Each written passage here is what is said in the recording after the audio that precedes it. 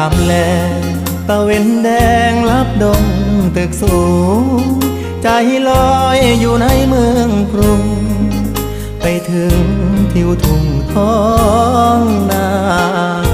คือทอดแม่พ่อสำบายบ่น้อยามลูกจากมาฝาเฮือนแอมตองมุงยาหลับตายังจำฝังใจมาอยู่เมืองไกลบ่อุ่นใจคืออยู่บ้านเฮาหาปลาหน้าหวานเกี่ยวข้าวของขึ้นเหล่าลาบขมต้มไก่หนาวหมอกจางจางไอดินกลิ่นฟางยังค้างในใจหอมเอ่ยหอมกลิ่นเข้ามาน้ำตาสิไหลย้ำคือทอดบ้าน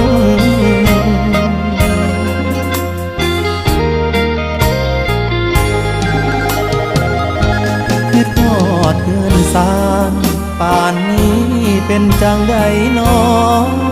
ขอเพิ่นไว้ก่อนเด้อพ่อมีท่อกสกองทุนหมู่บ้านยังหาบ่ได้ค่าแรงจากนายใช้วันต่อวัน